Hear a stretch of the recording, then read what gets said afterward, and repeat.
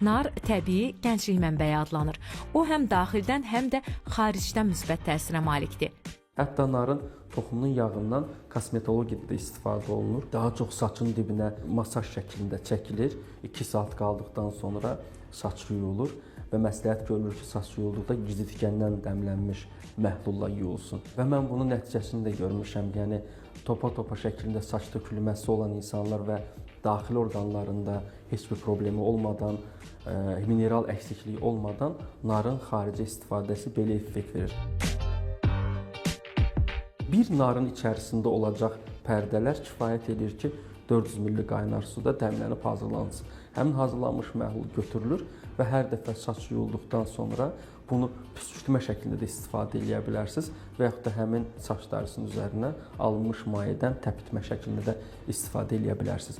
Bəzən olur ki, kimdəsə quru ekzema ola bilir və yaxud da dəridə hər hansı bir ləkələr var ki, həmin pərdənin mayəsindən tənzifə batırıb silmə şəklində də istifadə etmək olar. Qırışların azalmasına, dəridə kollagenin yaranmasına, orqanizmdə hüceyrə yenilənməsinə faydalı təsiri var. Amma qədim dövrlərdən sağlamlığın və bolluğun rəmzi kimi tanınan narın faydaları ilə yanaşı bəzi zərərli cəhətləri də var.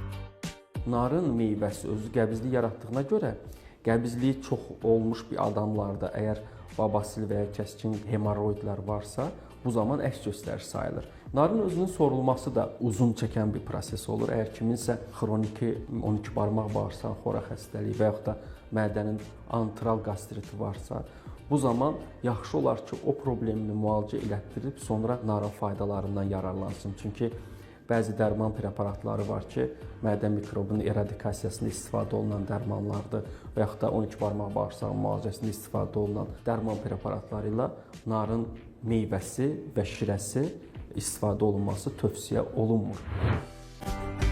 Davamlı xəstələnmiş insanlarda immunitetin aşağı düşməsi zamanı yaxşı olar ki, narın meyvəsindən daxilə qəbul etsinlər və yaranan o sidik yolu infeksiyası, xroniki prostatit və yaxud da kalsinatlar yaranır. Bunları təmizləmək üçün narın qabığından istifadə edin. Təsəvvür edin ki, bir meyvə dərirsiniz, içərisindən daxili immuniteti, çölünü örtən qabığından isə dəmləmə şəklindən infeksiya əleyhinə antibakteriyal təsirə malik məhsul əldə etmiş olursunuz.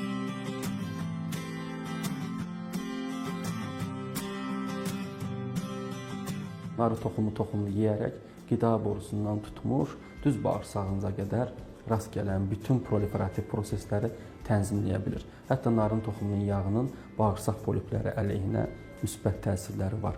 Narın toxumunun yağını suya qarışdıraraq daxilə istifadə etmə forması var.